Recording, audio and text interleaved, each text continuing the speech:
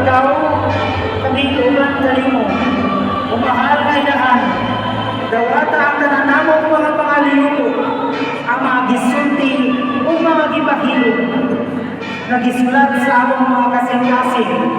Viva la Virgen! Viva la Virgen! Mapabiling kita sa pag-isa sa mga kandila, samtang atong kabibahan ang mahal nga inahan, ang buwas na Senyora de Lourdes